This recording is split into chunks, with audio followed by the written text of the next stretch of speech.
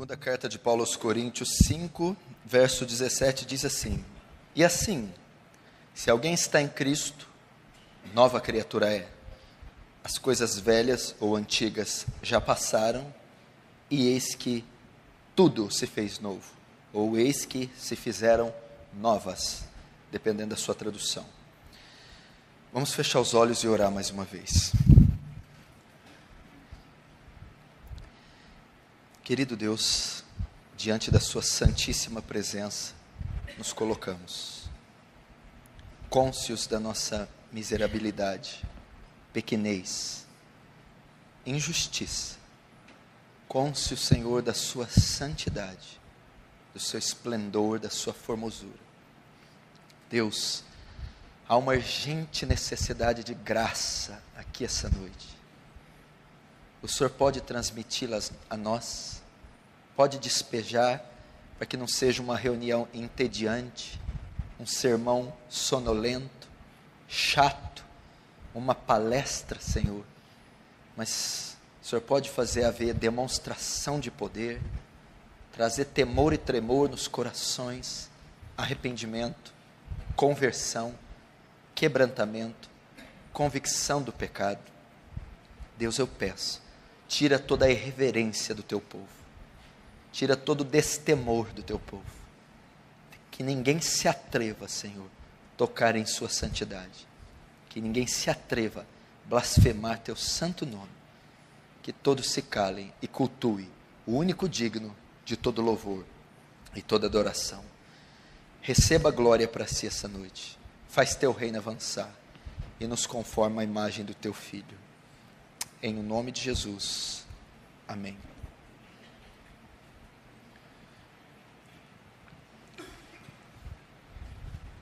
Presta atenção aqui no que nós vamos ensinar aqui essa noite. Definitivamente, o tema que eu vou pregar hoje é o tema que eu mais preguei em toda a minha vida e é o tema que eu mais prego fora dessa igreja. Quando eu viajo em os congressos, seminários e conferências que eu sou chamado a pregar, esse é o tema mais abordado nesses seminários e também talvez foi o mais abordado aqui neste púlpito. Regularmente eu estou trazendo à memória da igreja essa doutrina que eu vou ensinar essa noite. E hoje não será diferente. Nós iremos repetir as boas e velhas notícias que trazem conforto e esperança para a igreja. Paulo, escrevendo aos Filipenses, disse: Eu não vos canso de escrever as mesmas coisas, pois é segurança para vós. Se Paulo não cansa de escrever, quanto mais eu vou me cansar de pregar. Eu quero falar um pouco hoje sobre a doutrina da regeneração, o novo nascimento, a transformação que um pecador atravessa para herdar o reino dos céus. Eu tenho viajado boa parte do Brasil e fora do Brasil para pregar o Evangelho. E 99,9% dos lugares que eu prego são igrejas evangélicas, de diversas denominações, pentecostais, tradicionais, igrejas episcopais, igrejas calvinistas, arminianas, seja o que for, batistas, presbiterianas, assembleias, comunidades.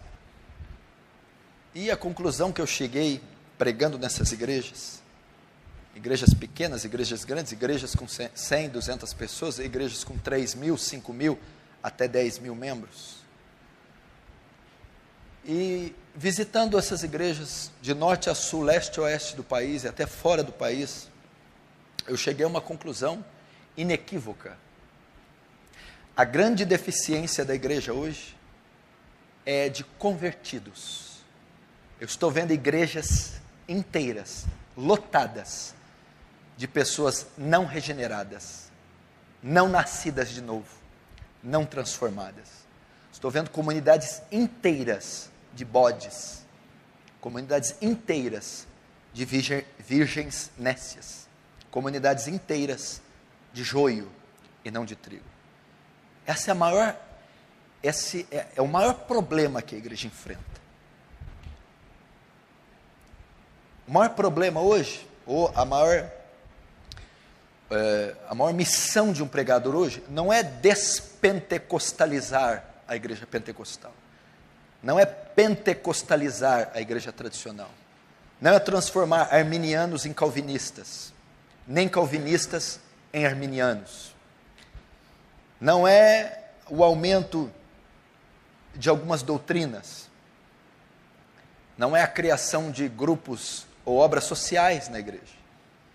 A maior necessidade da igreja moderna, da igreja mundana, quer histórica, tradicional, quer pentecostal e neopentecostal, a maior necessidade é de novo nascimento, transformação, regeneração. Eu vejo a experiência própria no meu próprio ministério. E essa sociedade que, pela graça de Deus, nós fundamos, a Sociedade Missionária Defesa do Evangelho.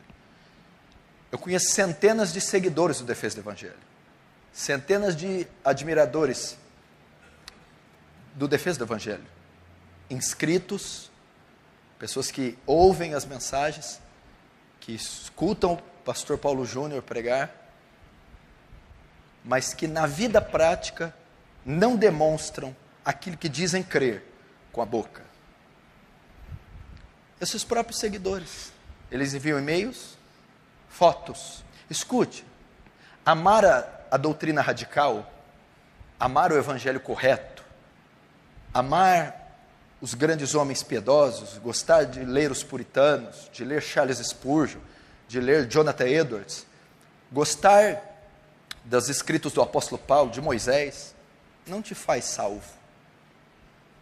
Odiar o Edir Macedo, o Valdemir Santiago, odiar Benny Hinn, Joel Osteen, odiar a teologia da prosperidade, odiar os falsos profetas, não faz você salvo. Ser um desigrejado, abandonar a igreja institucionalizada, odiar as instituições corrompidas, não te faz salvo. Não adianta você amar os vultos piedosos, odiar e criticar todos. Isso não te faz salvo. Não te faz membro da eclésia, da igreja de Cristo. A única coisa que te faz salvo é você passar por um novo nascimento, por uma transformação do seu ser. E se isso não ocorreu, pode criticar os falsos profetas até morrer, fazer campanhas contra eles, investir bilhões, isso não significa nada. Você pode levantar a bandeira do evangelho radical, isso não significa nada. A questão é, você foi transformado pelo evangelho? O rolo compressor, a Scania, o canhão da graça de Deus colidiu com você, dilacerou, triturou, esmiuçou e fez de você uma nova criatura? Sim ou não? Se isso aconteceu, você faz parte do reino de Deus, do corpo místico de Cristo, da igreja santa de Deus, dos remidos, dos salvos. Se isso não aconteceu, você é mais um na multidão, reivindicando alguma coisa, em nome do próprio ideal, das próprias custas, da própria vontade. Eu estou cansado disso, cansado de ver pessoas. Nós escutamos Paul Washer, Paulo Júnior, nós vamos visitar, queremos mudar para a sua igreja. Você quer mudar para a minha igreja? Quero. Quero fazer parte, eu quero avançar o reino de Deus. Como é que estão as suas contas? Não, pastor, eu quero ser missionário para a África, ganhar o mundo. Não, eu estou perguntando das contas, as dívidas. Como é que estão as contas? Não, senhor, eu quero ser um apóstolo, mártir cristão, eu vou morrer para Jesus, ficar na rua, nas praças, pregar. Eu quero saber as suas contas, as suas dívidas. Estão pagas em dia? Eu quero saber como é que você é na escola. Você é o melhor aluno, tanto em notas, como em conduta, obediência. Não, eu quero ser Estevão, José, Davi. Não, eu estou perguntando como é a sua postura na escola. Você é o melhor aluno da sala, o maior exemplo da sala. Não me venha falar de evangelho radical. Não, pastor, é que eu vou... Como é que está teu casamento? Não, o senhor não está entendendo, eu quero uma unção poderosa para fazer sinais. Não, eu estou perguntando como é que está teu casamento. Você trata a tua mulher com dignidade, discipula ela, intercede para ela, respeita, honra. Como é que está teus filhos? Quantos capítulos da Bíblia seus filhos leem por dia? Quanto tempo eles oram por dia? Como eles são na escola? Os teus filhos, como eles são na escola? Eles são exemplo de piedade? Não, mas eu sou contra a teologia do Benny Hinn, do Kenneth Hagin. Eu quero saber se você passou por um novo nascimento. Como você se veste? Você acha mesmo que um crente homem veste como você veste? Não, mas isso não tem nada a ver, Deus vê o coração. Deus vê só o coração, então anda pelado. Mas Deus só vê o coração. Pode andar nu. Porque se a sua conversão não afetou o seu modo de vestir, então não houve conversão.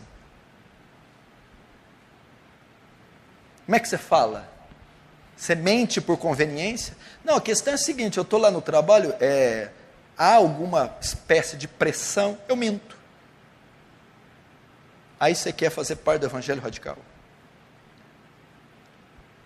Se o seu evangelho não é um evangelho que alterou o seu vocabulário, isso não é evangelho. Se ele não afetou a maneira que você lida com dinheiro, não é o evangelho. Isso é ser cristão. Eu não estou pressionando, forçando ninguém, não. Isso aqui é natural. Se você plantar um pé de laranja, ele vai crescer. Quando ele atingir a idade adulta, ele vai florescer. Ele vai dar laranja natural, porque a laranja é inerente da laranjeira. A laranja é oriunda da laranjeira. No tempo certo, ela vai dar laranja sem fazer esforço algum. A pessoa que passou pela transformação do evangelho, ela dá fruto de convertido naturalmente. Ela se vestirá com decência naturalmente. Ela falará a verdade e abandonará a mentira naturalmente.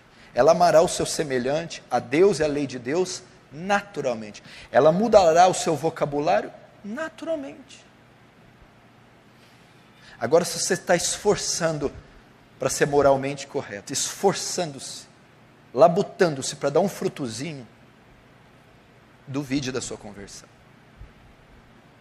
Essa aqui é a verdade.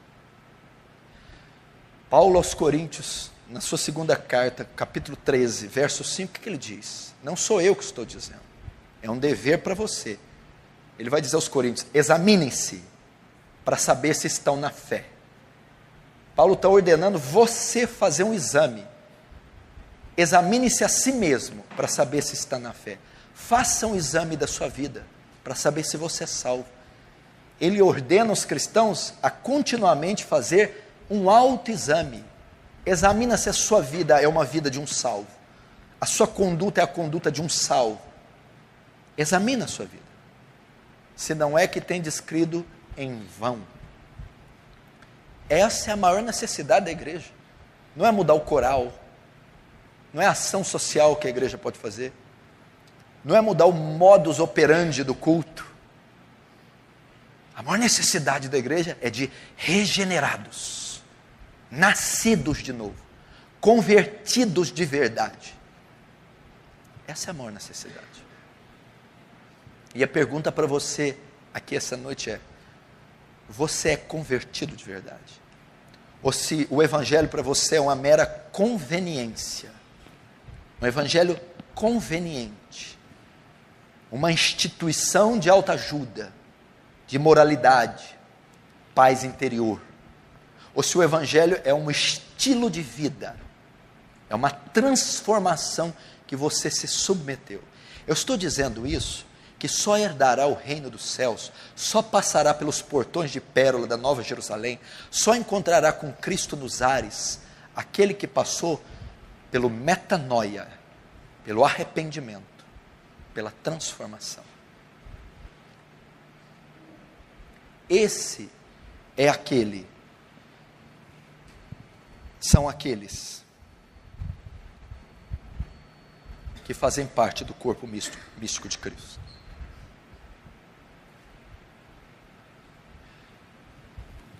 Só pode ir para o céu, meu irmão, aquele que faz parte da igreja. O que é a igreja? Presta atenção. A igreja é o corpo místico de Cristo. Só se integra a igreja, presta atenção. O termo original, alguns usam a igreja porque ela tem dois nomes: sair e fora, sair para fora. Mas não é bem isso que o autor sagrado quis ensinar. Na verdade, significa assembleia, reunião do povo. Daí veio o título Assembleia de Deus. Então, a igreja é, na verdade, uma assembleia, a Assembleia dos Santos. A igreja é a comunidade dos santos. A igreja é o corpo místico de Cristo. Agora, quem são os membros desse corpo? Quem faz parte do corpo de Cristo, a igreja? A igreja é uma comunidade de salvos, comunidade de regenerados, comunidade de nascidos de novo. Não é uma comunidade de pessoas, não é uma comunidade de classes, não são ajuntamentos, não é isso a igreja não é o culto de domingo com 500 pessoas, a igreja é a comunidade dos remidos, comunidade dos salvos, comunidade dos regenerados. Cristo é as primícias, não é isso? Cristo foi o primeiro membro desta comunidade, ele é o cabeça da igreja. Como ele se tornou cabeça? A Bíblia diz que ele é as primícias do que dorme. Cristo se fez carne, a nossa semelhança, morreu numa cruz, foi sepultado e ressuscitou. Aí se torna a cabeça da igreja. Como eu me associo a essa comunidade? Como eu me integro a essa comunidade? Quando eu morro à semelhança de Cristo, eu morro para esse mundo. Quando o meu velho homem e os seus pecados são mortos, já estou crucificado com Cristo, é o que o Paulo diz. Então eu vou seguir a semelhança de Cristo. Quando ele se tornou cabeça da igreja, ele teve que morrer, ser sepultado e ressuscitar. Eu preciso morrer para esse mundo. Meu velho homem e suas concupiscências e os seus desejos têm que morrer. Foi sepultado, ele deve morrer e continuar morto. O sepultamento é uma prova que Cristo de fato morreu. Ele poderia ter morto na cruz e sumido com o corpo. Seria uma prova que ele não morreu de verdade. O sepultamento, até o terceiro dia, é uma prova que ele de fato morreu. Você não pode dizer convertido em um dia e no outro voltar para a velha vida. Você não pode descer as águas do batismo e depois de uma semana continuar com a vida ímpia. Você deve morrer e ficar sepultado. As práticas devem acompanhar sua profissão de fé. A conduta é mudada. A Bíblia diz que depois Jesus ressuscita, a mesma semelhança. Nosso velho homem é com ele morto, sepultado nas águas do batismo. E depois nós ressuscitamos com ele.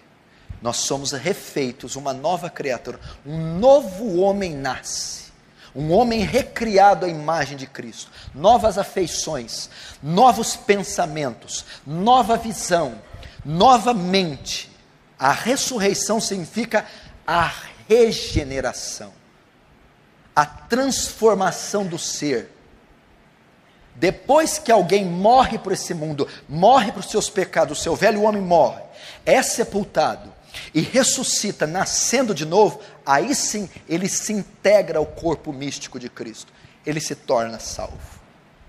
Não está escrito aqui, não está na minha explicação, não está dizendo que tomar santa ceia, falar em línguas estranhas, fazer parte, nada disso. Aliás, os dons carismáticos denotam muito mais uma falsa conversão do que uma verdadeira. Porque muitas pessoas se dizem salvas pelos dons. E a Bíblia diz que eu mostro que eu sou salvo pelo fruto, não é pelo dom. Porque Mateus capítulo 7 diz: Pai, Senhor, profetizei em teu nome, dom do Espírito, dom de profecia. Pai, curei em teu nome, dom do Espírito, dom de cura. Senhor, eu expulsei demônios em seu nome. Eu operei muitos milagres, dom de milagres, dom do Espírito. E Jesus vai dizer a todos esses que estão abarrotados de dons: apartai de mim, vós que praticais a iniquidade. Apartai de mim, porque eu não vos conheço. Porque uma árvore não é conhecida pelos seus dons, mas pelo seu fruto. É assim que alguém integra. É aquele que passou pela regeneração. O que é a regeneração? Eu estou dizendo isso para você fazer um paralelo com a sua vida. Isso é entre você e Deus. Isso é para que eu fique livre do seu sangue no dia do juízo. E você não possa dizer: o pastor não me advertiu. Ele ensinou que se eu ficasse sentado quietinho na igreja, congregando, e desse meu dízimo, eu iria para o céu. Não, eu nunca ensinei isso para você. Só vai para o céu quem é membro da igreja, do corpo de Cristo, cujo o cabeça é Cristo. E só se torna membro deste corpo quem é regenerado, nasceu de novo. Ou só aquele que se arrependeu. Como eu sei que alguém foi regenerado? Como eu sei que você foi regenerado? Regenerado, refeito, nascido de novo, reiniciado. Isso quer dizer a palavra regenerado. Presta atenção, o que eu estou tentando explicar a você? Você nasceu num pano de fundo histórico, católico romano, católico apostólico romano, que te ensinou durante milênios que as esmolas fazem expiação para o pecado. Velas, terços, as missas, a prática litúrgica, a religiosidade, as obras, essas fazem expiação para o pecado. Essas salvam. Ir numa igreja, recitar uma oração, ler um salmo, é o nosso pano de fundo histórico. Então, às vezes, você acha que porque se batizou, porque faz parte da ceia, porque congrega numa igreja bíblica, ou porque cumprem a ordem religiosa, a programação religiosa da igreja. Não, eu faço isso, eu estou salvo. Talvez você ainda está acostumado, intoxicado com essa ideia. Não. Não é suficiente tomar ceia. Não é suficiente descer às águas. Não é suficiente cantar hinos bíblicos. Não é suficiente ir na vigília em todos os cultos. Não é suficiente cumprir as regrazinhas da igreja. Deve-se passar pelo novo nascimento.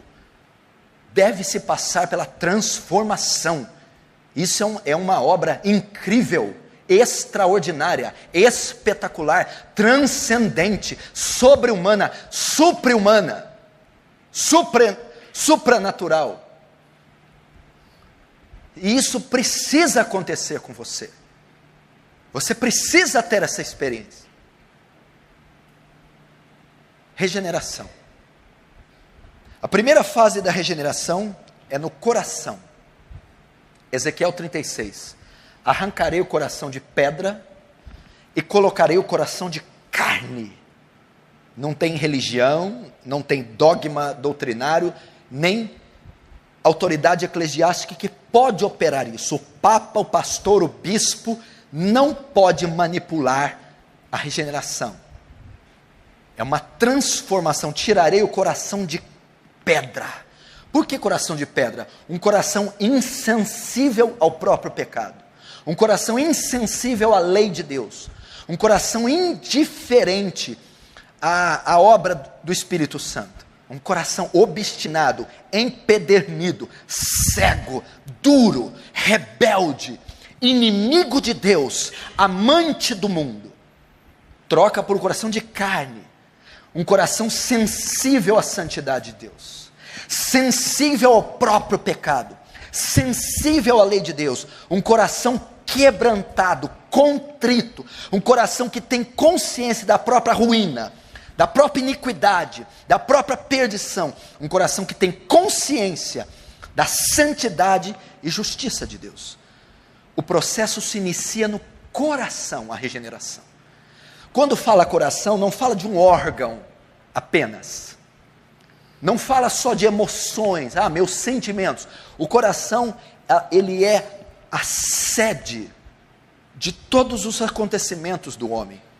O coração é de onde procede o viver do homem.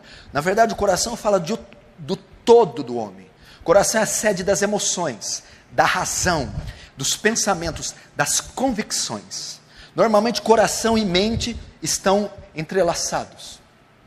É uma transformação do pensamento, é uma transformação das afeições, é uma mudança completa, radical na razão, nas convicções, nas emoções, no arbítrio, na vontade. A regeneração começa no coração. E como a regeneração ela é mais demonstrada, para saber se você é salvo, é isso que eu estou pregando. Se eu de fato fui regenerado ou não fui, como ela é demonstrada? Quando Deus toca no coração de um homem, quando Deus tira o coração de pedra, obra da regeneração, coloca o coração de carne, um novo coração, coração de Cristo, amante de Deus, sensível, santo, e quando mexe nas afeições do homem, aonde isso mais veio evidenciar, é na vontade do homem. Como você sabe que você foi regenerado? Como você sabe que você nasceu de novo? Como você sabe que você se integrou ao corpo de Cristo? Como você sabe que você faz parte da igreja do Deus vivo? Como você sabe que você foi remido, lavado pelo sangue de Jesus? É se a sua vontade foi alterada. Aqui está um dos grandes segredos. Se você não passar desse teste, eu não preciso nem prosseguir. Como?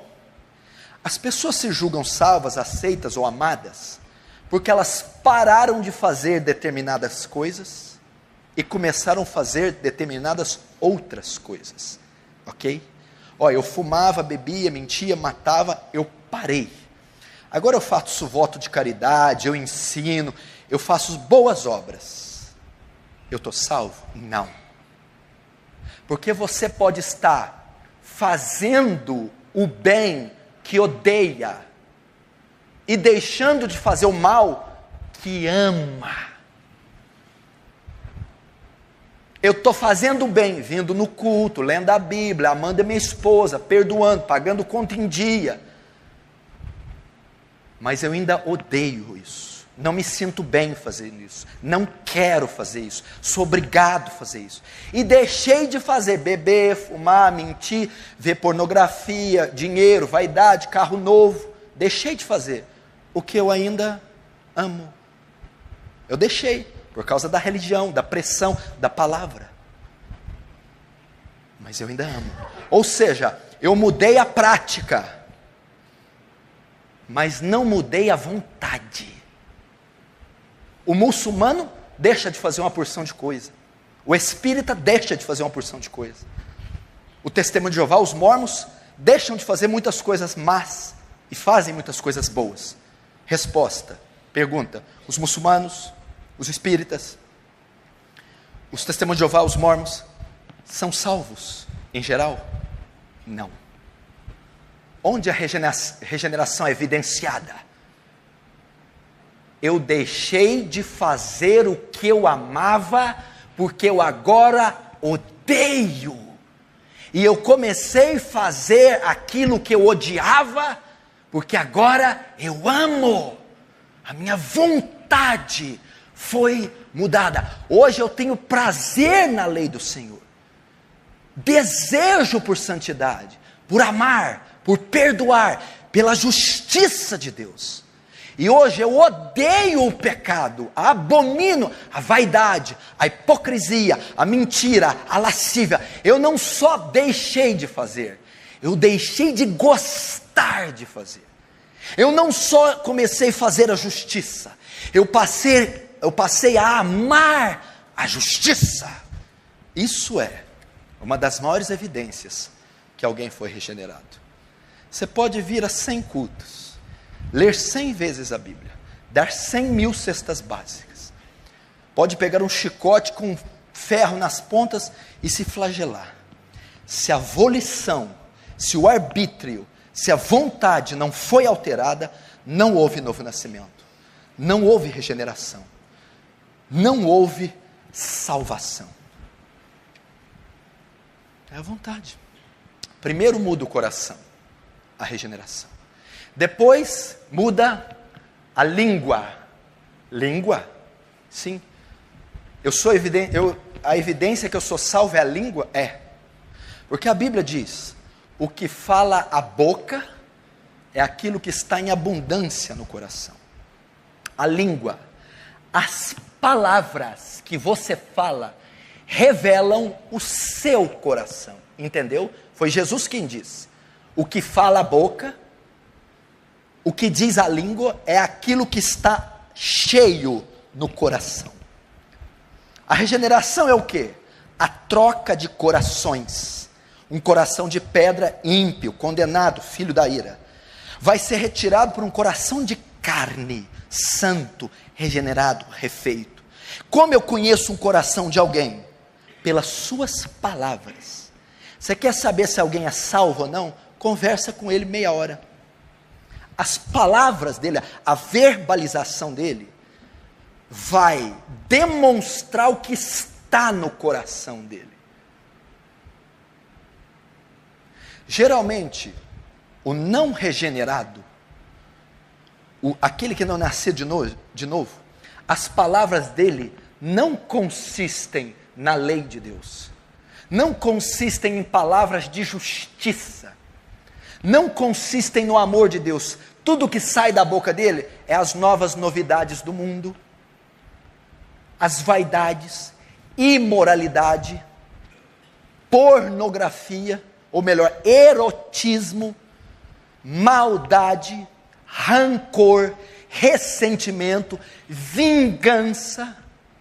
Você quer uma das grandes evidências que alguém não foi regenerado na língua? Essa mulher só se ocupa de fofoca, intriga, divisão, facção, fala mal do marido, fala mal da igreja, fala mal dos pastores, fala mal dos filhos, promove dissensão. Já começa a ver quem faz isso aqui dentro. Você já vai vendo, conversei com fulana ontem, tudo isso aí que você está me falando saiu da boca dela. É ímpia. É ímpio. Crente não se ocupa de falar mal de outro crente. Fofoca não vem de um coração regenerado. Calúnia não vem de um coração regenerado. Intriga, divisão, não vem de um coração regenerado. Mesquinharia, fuxico, não vem, é ímpio, é bode. Porque a boca está revelando o coração. Vaidade, luxúria, mundanismo, tudo que sai da boca tem a ver com este século. É uma evidência que não foi regenerado. A evidência que é regenerada. A lei de Deus está na língua dessa pessoa. O louvor a Deus é o que ocupa estes lábios. O bem-dizer, o orar, o abençoar. A gratidão, é uma pessoa grata.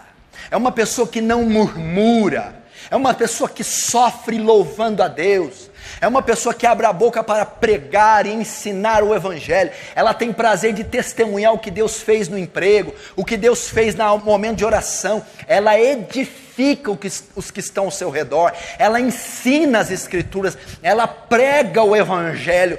Ela protege alguém. Ela abafa a contenda. Bem-aventurados pacificadores, porque serão chamados filhos de Deus. É disso que sai. É isso que sai da boca de um crente. Porque o coração que é nascido de novo, regenerado, É um coração que ama a Deus, que ama a justiça, que ama o Senhor Jesus. Logo, ele vai professar esse amor em palavras. Está tudo aqui, ó. Pastor, dá a base bíblica. Do coração do homem procede os adultérios, os vícios, a maldade. Do coração do homem. Terceira evidência de um regenerado: a aparência. Primeiro, ele muda o coração, o regenerado. Segundo, ele muda as palavras que revelam o coração. Terceiro, a sua aparência é afetada. E aqui é onde a maioria derrapa.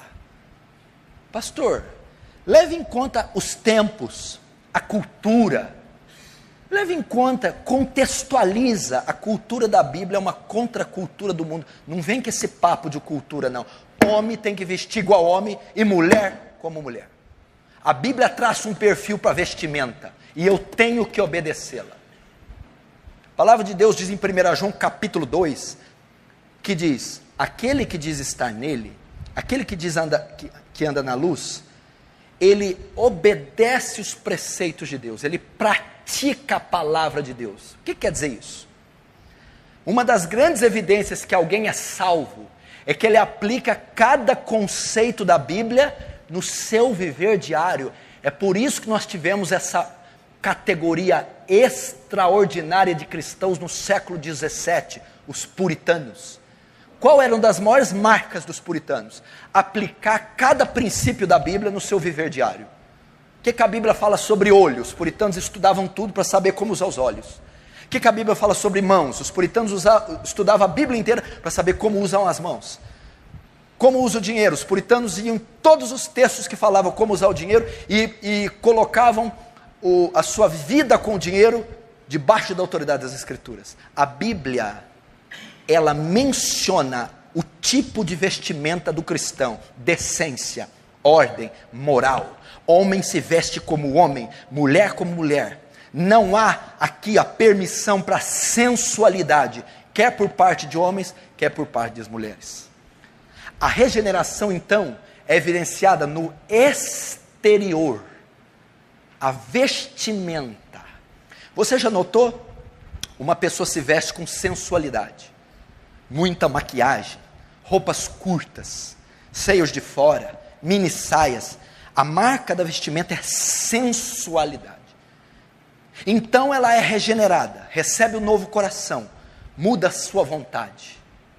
Começa a mudança no interior dessa pessoa. O coração muda, a vontade muda, as palavras mudam. Logo, logo, essa transformação interior vai se manifestar, vai se refletir no exterior. Ela não conseguirá se vestir com sensualidade. É impossível. Eu não estou dizendo que um pastor carrasco com um taco de beisebol vai obrigá-la.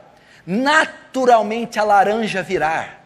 Naturalmente aquela mulher começa a ter consciência do próprio corpo, da própria sensualidade. E é impossível que ela se vista com sensualidade. Ela vai cobrir os seios. Ela vai aumentar o comprimento da saia. Ela não vai usar uma calça apertada, e se usar, vai ser uma calça cobrindo o seu quadril.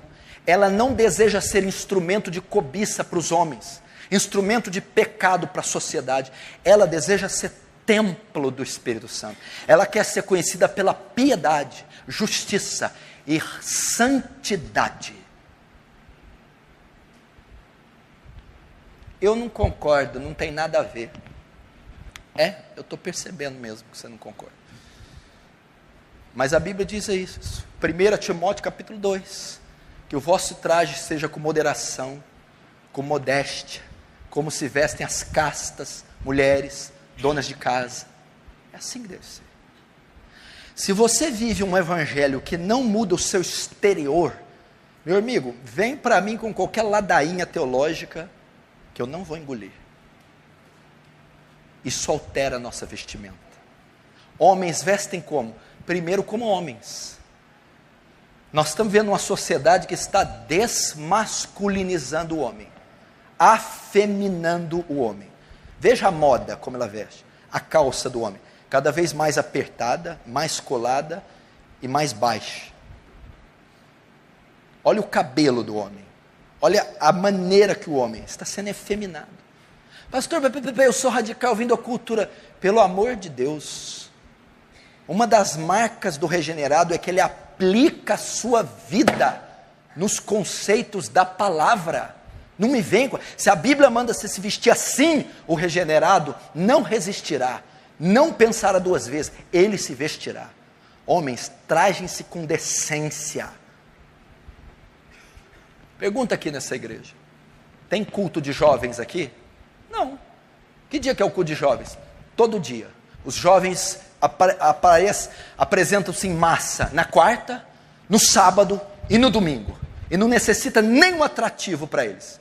Nenhuma parafernália. Eles gostam de louvores sacros, cristocêntricos, teocêntricos. E gostam da exposição fiel. Quanto mais fiel, mais exegética, mais eles admiram. É isso que eles gostam. E qual a vestimenta deles? Gostam de vestir como homens. Quanto mais homens, melhores. É assim que eles gostam. Nunca usei um método alternativo para atrair um pecador para Jesus. Só a exposição do Evangelho. Vestimenta. Pode haver conversão assim? Pastor, em pessoas que continuam se vestindo assim? Escuta a resposta. Pode haver? Pode.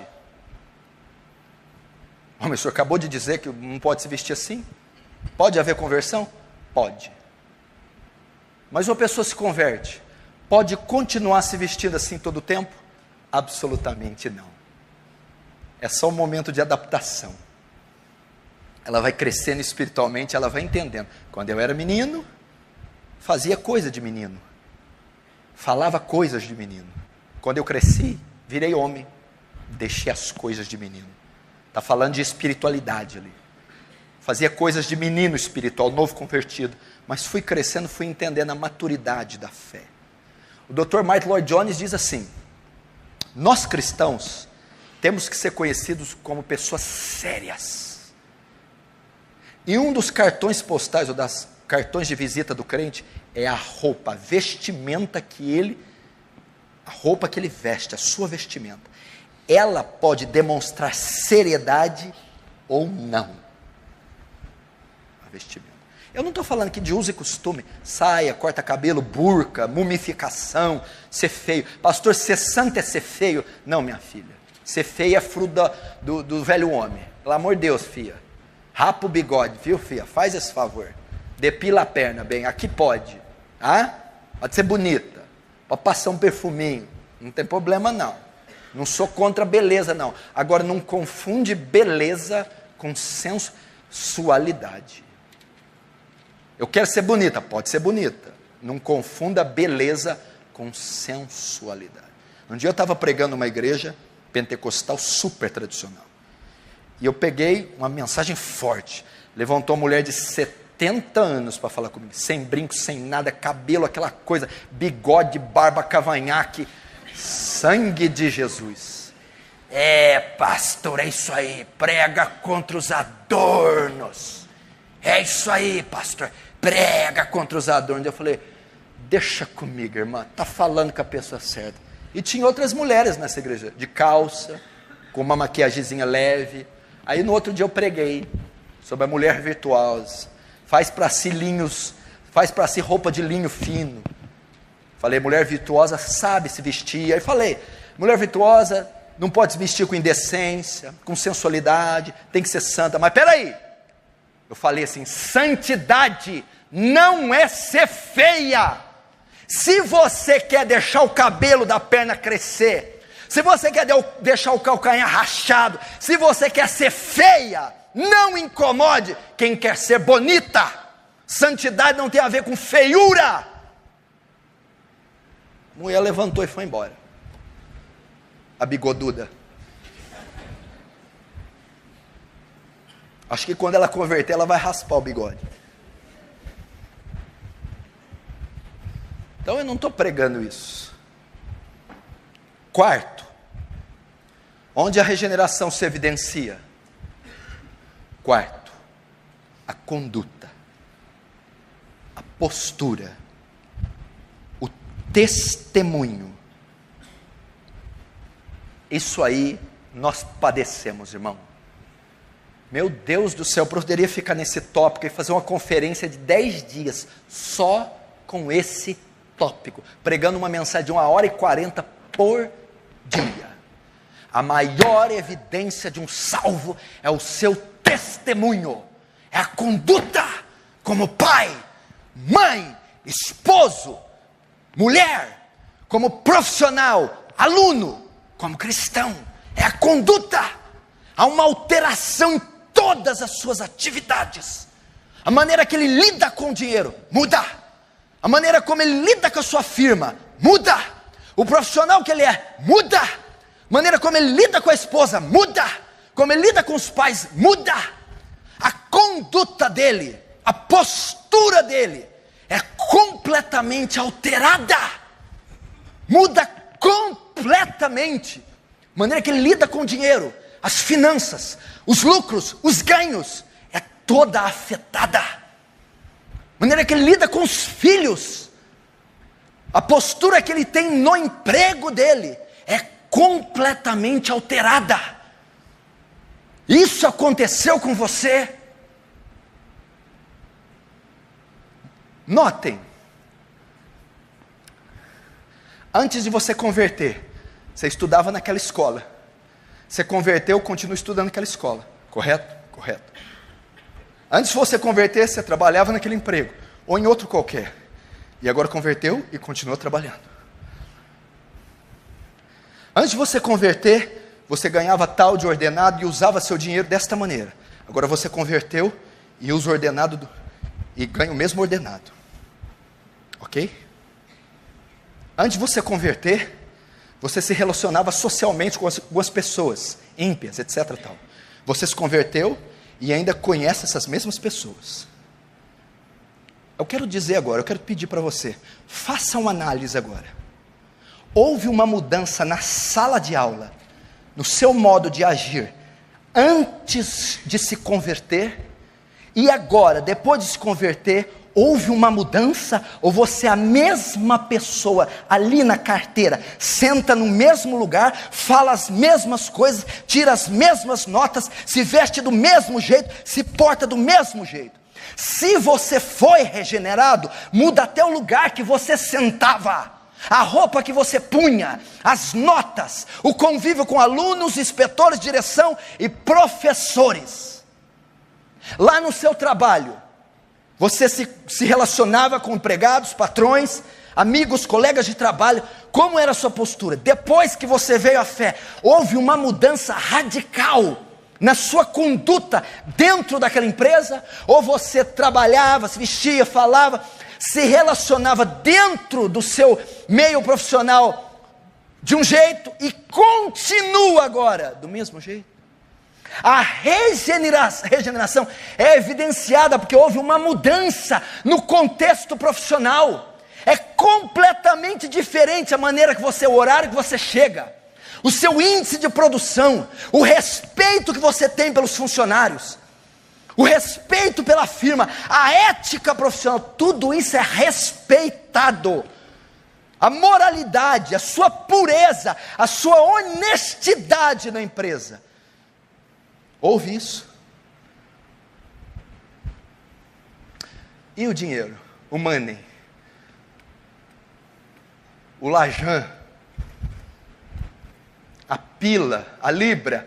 O euro? O ien? O dólar?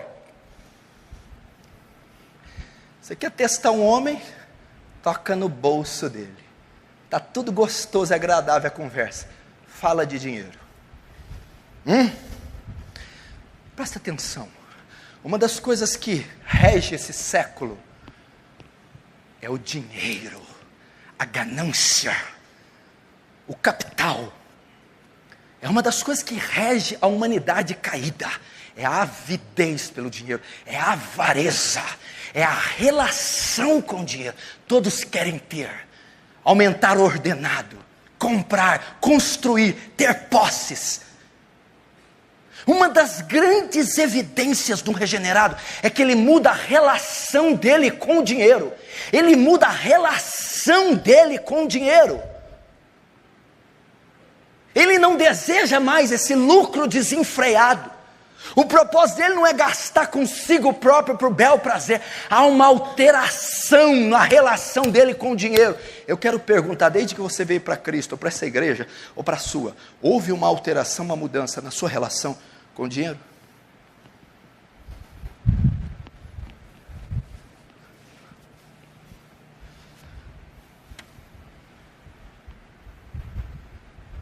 Pastor, eu pensava em ser rico e usar toda a riqueza em prol do meu próprio consumo.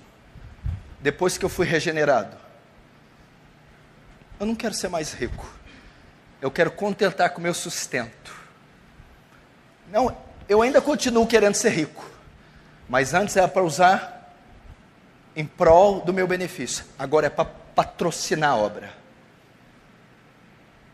O evangelismo, as missões, a obra de caridade.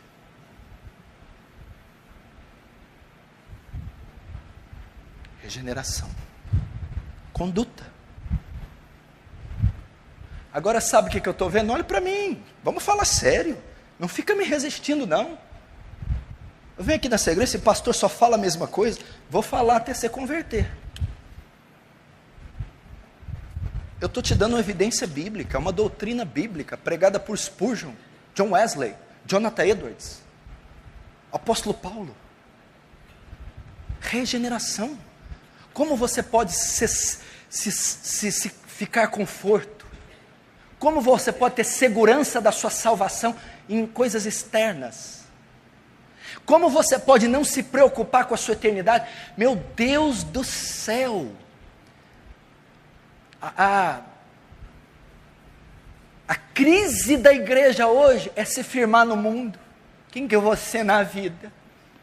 Não sou nada na vida, eu tenho que ter diploma, tenho que casar. A vida da igreja, a crise, ela está tendo uma crise de identidade. Ela quer parecer com o mundo. Eu tenho que ter casa cara, carrões do ano, doutorados, cursos. Tem que conhecer o mundo, eu vou ficar mofando numa igrejola. E onde está a eternidade? Onde está onde você passará o resto da vida? Devia ser sua preocupação todo dia que dorme. A ira de Deus está vindo sobre esse mundo. A morte, meu irmão, ela traga, a Bíblia diz que a morte e o inferno nunca se saciam.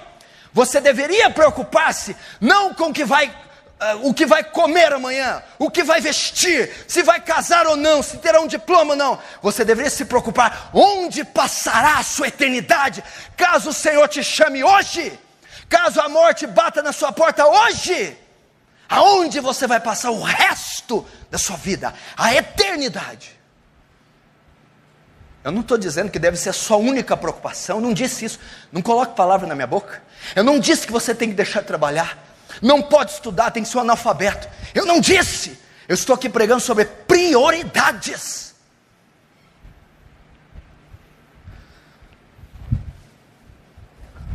Fica pensando o dia inteiro com quem eu vou casar, com quem eu vou casar. Tem que fazer um curso, tem que ganhar mais. Ganhar mais para quê? Vai para o inferno rico?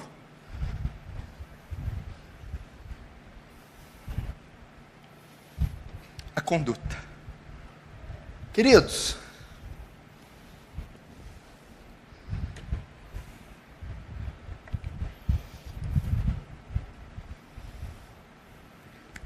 eu vou dizer uma coisa, tenta me entender. Talvez você não gostou do que eu falei até agora. Presta atenção. Você conhece a Coca-Cola? Conhece? É a maior marca do planeta Terra. Só a marca Coca-Cola foi avaliada há 5 anos atrás em 10 bilhões de dólares. Não é o líquido não, só a marquinha. Coca-Cola. Coke. 10 bilhões de dólares. É o refrigerante, é a bebida mais consumida do planeta, depois da água. Você sabe quem ajudou na criação da Coca-Cola? os puritanos. O quê? A Coca-Cola se originou nos Estados Unidos da América. Pode estudar a história da Coca-Cola. O criador da Coca-Cola, se eu não me engano, no século 17, ou no comecinho do 18, a fórmula original da Coca-Cola continha álcool. A ideia original era de fazer uma bebida alcoólica. Mas o que aconteceu? Naquele século, o puritanismo estava forte nos Estados Unidos da América. A Constituição americana foi fundada na palavra. Os presidentes dos Estados Unidos da América faziam um juramento, com a mão em cima das escrituras, da palavra de Deus. É uma Constituição fundada na palavra. Foi colonizada por cristãos, os Estados Unidos da América. O puritanismo, ou seja, as famílias cristãs, puritanas, como nós, cristãos, calvarianos, crente, assembleiano, presbiteriano, aqui calvariano, crente. A influência que eles exerciam nos Estados Unidos era tão forte, que eles não permitiam ser vendido bebidas alcoólicas. A bebida alcoólica não traria lucro para ninguém, porque o puritanismo, a influência dessas famílias cristãs em diversos polos da sociedade, fazia com que as pessoas repudiassem a bebida alcoólica. Resultado, o criador da Coca-Cola teve que tirar da fórmula original o álcool, porque não ia vender. Por que não ia vender? Porque os puritanos não aceitavam, não toleravam. Quando ele tira o álcool, aí nasce o xarope gaseificado de cola, a Coca-Cola, por causa da influência dos puritanos. Onde você está querendo chegar? A maior evidência de alguém regenerado é que a sua conduta, o seu testemunho, lá na sua fábrica, lá no balcão logístico, lá na sala de aula, é tão grande que ela influencia o meio, influencia a sociedade, influencia a comunidade, influencia a cultura, de sorte que aquela nação, estado, cidade, bairro, instituição, que contém um número expressivo de cristãos, se submete ao seu testemunho. E esse é o meu grande sonho para esta igreja.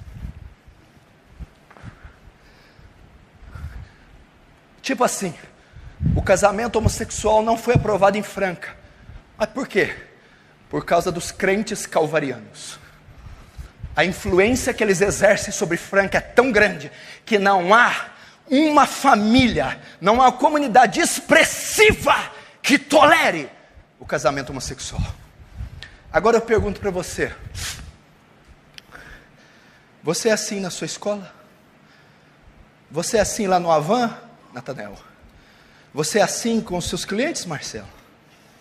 Você é assim na sua loja, Fábio? Você é assim na escola, Mateus? Você é assim, João Anderson? Eu? Eu? É você? Não, ninguém sabe que eu sou crente. Eu até rio de algumas piadas imorais. Não, pastor, você sabe que a gente tem que ficar calado, né? Você sabe como é que é? Tem que evitar o conflito, né, pastor?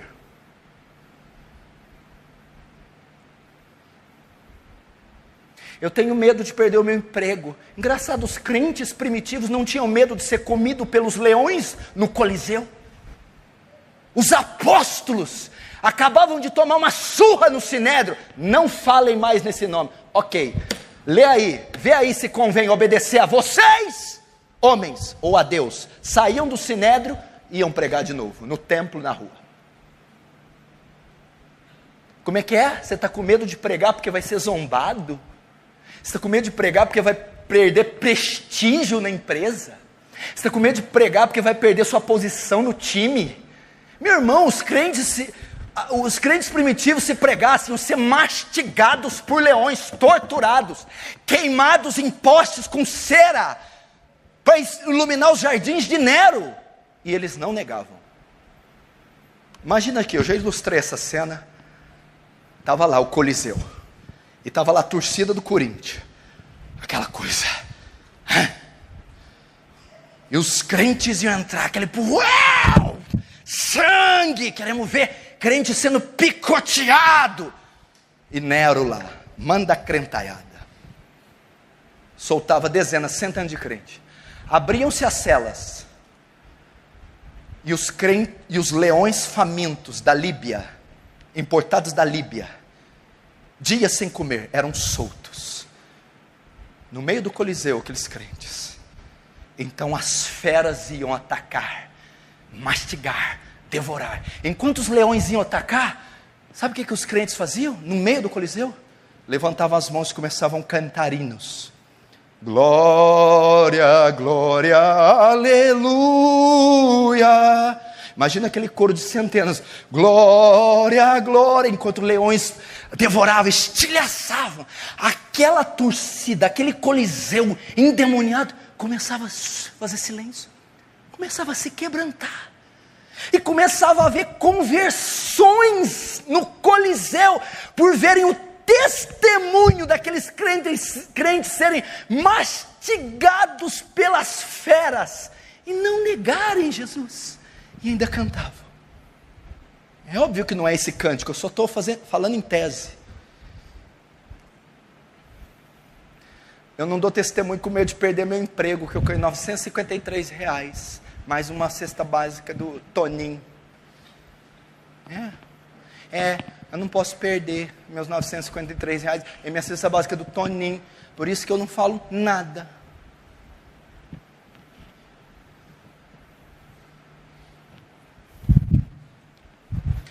Vamos fazer um negócio? Vem cá. Vive como o crente que eu estou pregando aqui só essa semana. Você vai ver o fantástico vindo aí. Vive como o crente que eu estou ensinando aqui só essa semana.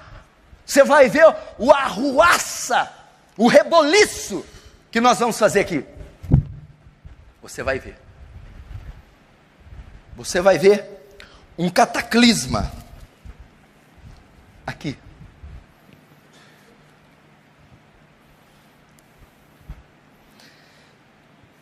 Quantos estão entendendo? Diz amém.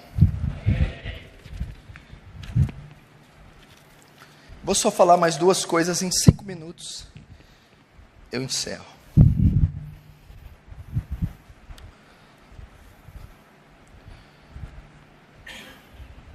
Como eu sei que eu sou regenerado? Eu mudo minha postura no casamento. Mudo minha postura com os filhos. Mudo minha postura com o financeiro. Mudo minha postura como patrão, como empregado. Mudo minha postura como aluno. Só mais 2 a gente acaba. Como que a regeneração se evidencia? Eu mudo a minha relação com Deus. Você vive num país cristão, não vive? Quem não conhece Deus no Brasil? Todo mundo conhece Deus. Yahvé, Adonai, Elohim, Deus, Jeová, Jesus. A regeneração, ela transforma, altera a sua relação com Deus. Como é que é? Como eu sei que eu sou regenerado? Você sempre conheceu a Deus, sempre ouviu falar, sempre fez orações, que é católicas, espíritas, sei lá o que. Você tinha uma espécie de relação com Deus. A regeneração, o câmbio, a mudança abrupta, profunda, radical, ela altera a sua relação com Deus. Como? Na prática. Primeiro, você era uma pessoa irreverente, sem reverência. Você era uma pessoa sem temor de Deus, um blasfemo, carnal, sem temor algum à santidade de Deus, sem temor algum ao Espírito de Deus, e sem temor algum à palavra de Deus. Quando você é regenerado, a sua relação muda. Você agora teme um Deus santo. Você agora tem reverência ao Espírito e à presença de Deus. Você agora não toma o nome de Deus em vão. Você agora tem reverência ao Santo Espírito de Deus. A sua relação com Deus muda. Temor a Deus marca o coração de um regenerado. Um santo temor, um assombro de um Deus terrível, santo, justo. Isso aconteceu? Você tem temor? Você tem reverência? A sua relação com Deus no temor, na oração e na leitura. A regeneração muda a sua relação. Agora você caminha com Deus. Você caminha com Deus em oração, vida devocional. Você não abandona o lugar secreto da oração. Antes, você não tinha compromisso nenhum com Deus, relação nenhuma com Deus, obrigações nenhumas com Deus. Eram apenas atos religiosos. Mas a regeneração te traz para perto. Agora você caminha com Deus, anda com Deus, tem santo temor de Deus, respeita a sacralidade da presença de Deus, tem uma vida profunda e regular de oração com Deus. Terceiro, a leitura. A reforma protestante, uma das maiores vitórias que ela trouxe foi o quê? O livre exame das Escrituras. Agora o leigo pode ler a Bíblia na sua língua. Foi isso que Martinho Lutero trouxe. O livre exame das Escrituras.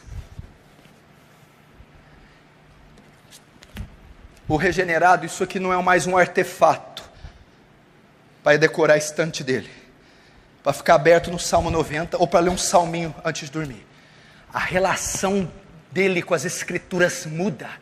E tem o seu prazer na lei de Deus. E na sua lei medita de dia e de noite. Se você disser para mim que é crente, que vai para o céu, mas não ora e nem examina as Escrituras, você está contradizendo a Bíblia.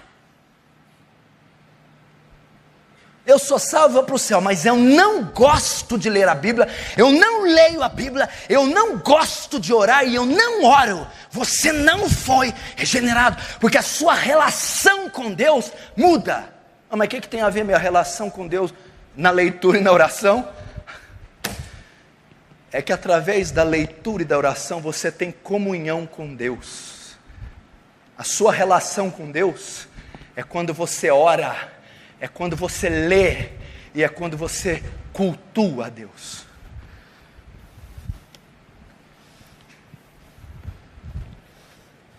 Isso mudou? E último, a regeneração é comprovada na sua mudança de relação com o pecado. Sim. Você pecava quando estava no mundo? Sim, pecava. Você peca agora depois que você veio para Cristo? Sim, eu peco.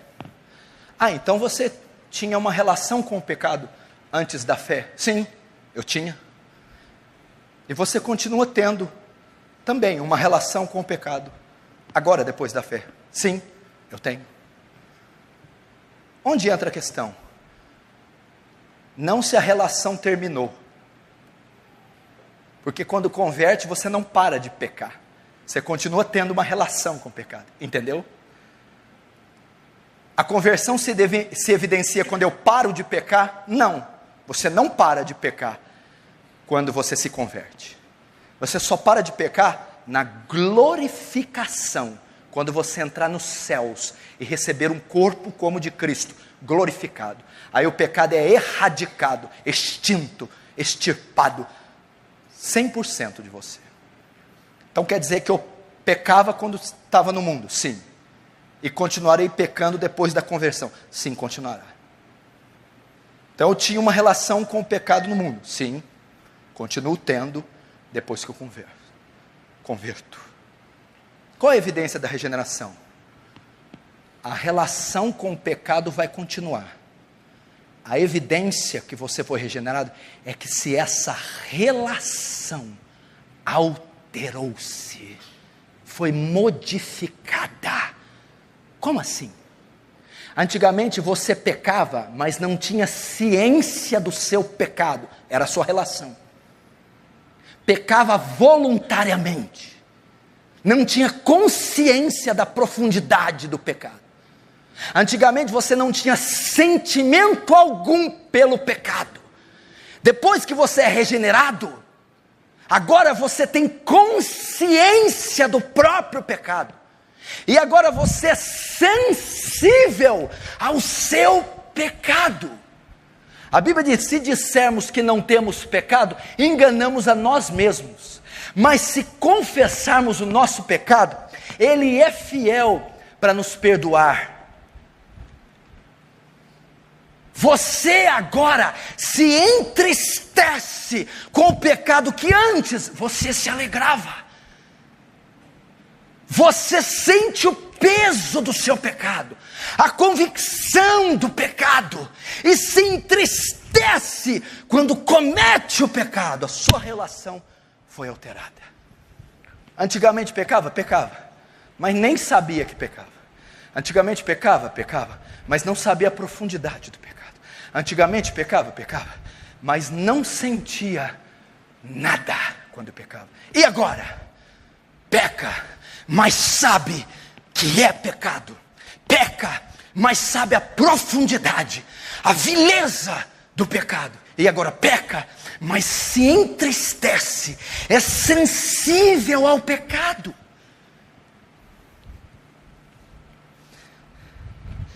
1 João disse que éramos insensíveis quanto ao pecado.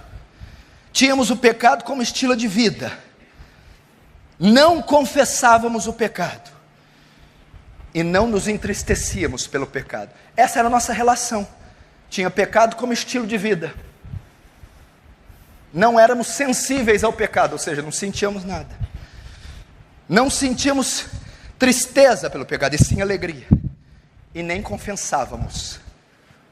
Agora, com a regeneração, o pecado acontece comigo, Marcelo, mas ele é acidental. Ele não é prática de vida mais.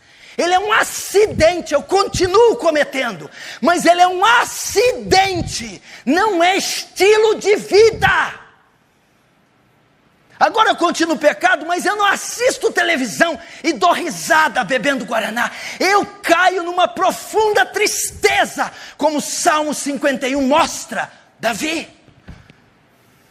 Agora eu não oculto o pecado, eu confesso os meus pecados. A relação mudou com o pecado.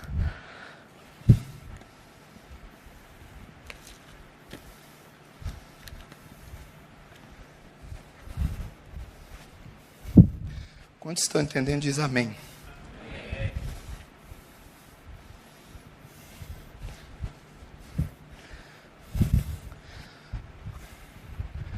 Pastor, por que o senhor está sendo tão duro, tão repetitivo, tão austero, tão incisivo, tenaz, pertinente, pontual?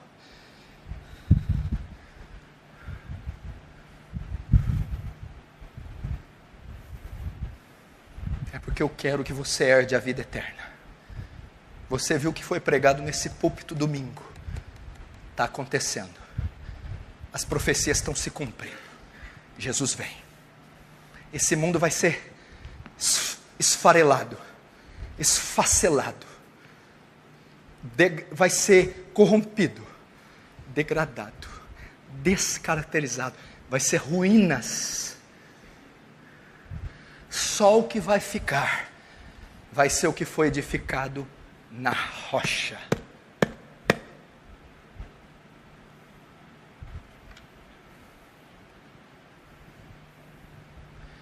Está aí o exame.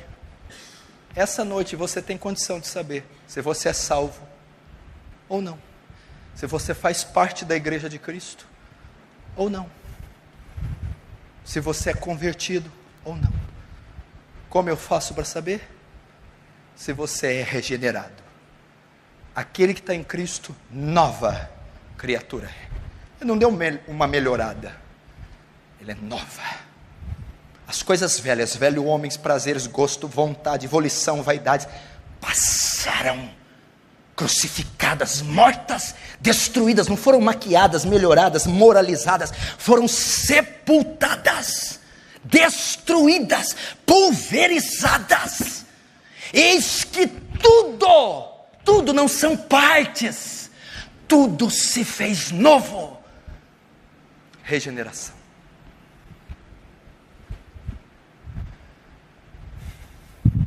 Esse é o teste. Pastor, ok, o senhor me convenceu.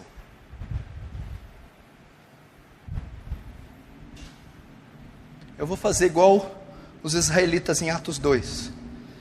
Enquanto o senhor pregava, compungiu meu coração. O que faremos? O senhor mostrou a enfermidade. Agora mostra a cura. Repentance. Arrependa-se. Arrependa-se. Arrependa-se.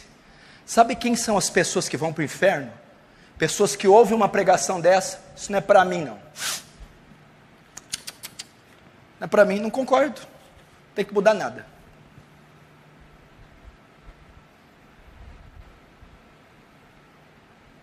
Como é que a pessoa ingressa no reino dos céus? Ela reconhece o seu pecado, ela reconhece a sua perdição, ela confessa o seu pecado e ela se arrepende do seu pecado. Arrependimento é uma mudança de pensamento, uma mudança de ética, uma mudança de política, uma mudança de visão. Eu vou te dar um exemplo aqui muito simples que a maioria conhece, de arrependimento. Arrependimento não é um sentimento impulsionado por um ré menor no teclado ou um apelo emocional. Arrependimento é uma obra transformadora do Espírito Santo que transforma as afeições do pecador. Vou te dar um exemplo de que é arrependimento. Seguramente a maioria viu o filme Matrix. A trilogia do filme Matrix. No que consiste o Matrix?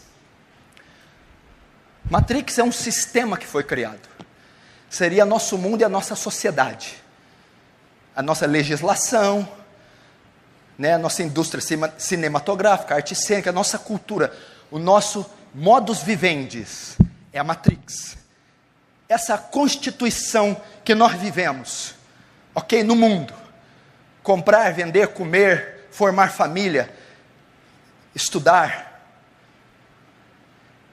De repente no filme eles descobrem que esse sistema é uma ilusão, é uma fabricação, é uma mentira. Então vem Keanu Reeves, para ser o escolhido. E ele vai tentar mudar, ele vai tentar transformar, ou vencer os idealizadores da Matrix. Então ele descobre que existe um mundo real, que é o mundo ali de Morfeu, o mundo daquelas pessoas, a fortaleza Zion, Sião, e ele vai até o mundo real. E ele descobre que todo o nosso sistema, toda a nossa cultura, todo o modus vivendi do homem é uma mentira, é uma ilusão, é vaidade, é tudo fabricado, é mentira. Então ele vai até o mundo real, ele descobre de fato o que é a realidade. É outro sistema, outra cultura, outra visão. Então ele descobre o mundo real. Arrependimento é isso. é aquilo que você julga ser certo, ser moralmente correto, são suas convicções, são as suas faculdades, todas submissas a essa cultura. Você crê, você tem uma visão de certo e errado, da política, da cultura, você tem um padrão, uma ótica, uma ética, e você segue e obedece ela, e tem elas como verdades absolutas nesse mundo. Quando você ouve o Evangelho, quando o Espírito Santo transforma você, ocorre o metanoia, arrependimento. Você começa a ver que tudo que você acreditou, tudo que você via como verdade absoluta, todo o seu conjunto de regras, normas e valores, eram tudo mentiras. Todas as suas convicções são derrotadas. E você descobre que existe outro mundo, o mundo real, o mundo espiritual. Isso é conversão. Isso é conversão.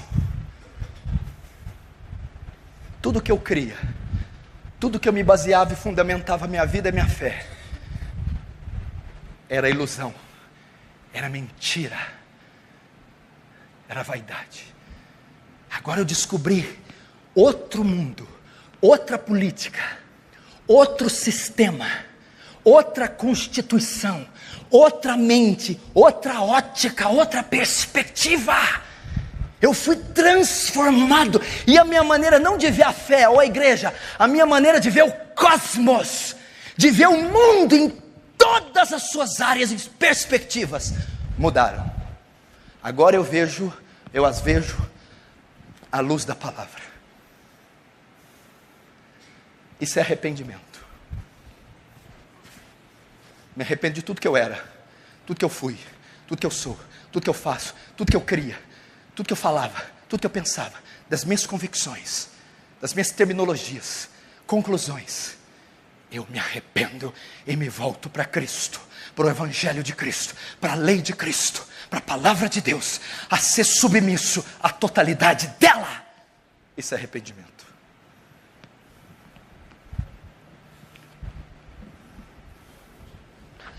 Pode deixar ali até o fim, viu, Danilo?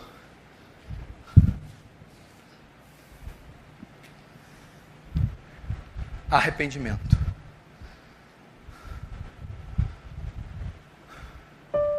É só isso que você tem que fazer. Se arrepender. Pastor, explica um pouquinho mais em miúdos. O que é arrependimento? Para de fazer o que você está fazendo. Para de pensar como você está pensando. Para de agir como você age. Para de viver como você vive. Se arrepende e se molda ao modo de viver que Deus ordena na palavra. Isso é arrependimento. Entrega a sua vontade para a vontade de outro, Cristo. Isso é arrependimento. Não adianta se sentar aí na cadeira. Não adianta regras religiosas. Tem que haver uma transformação. Quem opera ela, pastor? Essa parte é importante, eu não posso deixar de falar. Sabe outro lugar que você erra? Vem cá. Não é uma obra que a instituição pode fazer. Eu não posso fazer. Essas paredes, esses logotipos, essas técnicas não podem fazer. Não se compra na prateleira de um supermercado um novo coração, a regeneração. Tem aí um coração de carne, eu quero trocar pelo meu de pedra. Não tem. É uma obra que não está em âmbito terreno. Só os céus a possuem. Só os céus. Ela é sobre-humana. É o Espírito Santo que vem de Deus, que transforma alguém e altera tudo o que eu falei. Como esse Espírito age? Quando um arauto de Deus, um profeta, expõe fielmente as Escrituras, quando prega o Evangelho, quando abre a lei de Deus e explica, baixo o poder e autoridade do Espírito Santo, o coração penitente, o coração pecador, ouve essa mensagem como uma espada dilacerando o seu coração. Então ele se arrepende, e o Espírito Santo opera, consterna, constrange, quebranta, e ele se rende, ele se entrega, ele se arrepende, ele nasce de novo. É assim. Eu quero saber se isso está acontecendo com você, se você está tendo convicção do seu pecado agora. Eu quero saber se você, à luz da palavra, disse: eu não fui regenerado, eu não tenho essas características, minha vontade não foi mudada, minhas palavras, minha vestimenta, minha conduta, minha relação com o pecado, minha relação com Deus, meu testemunho na sociedade. Eu tenho consciência, mas agora eu me arrependo, agora eu decido mudar, agora o Espírito está me incomodando, está me trazendo dor, tristeza, eu me arrependo.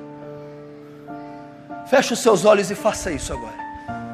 Feche os seus olhos, consulta seu coração agora. Esqueça de quem está ao seu lado, esqueça do horário, esqueça de tudo e de todos.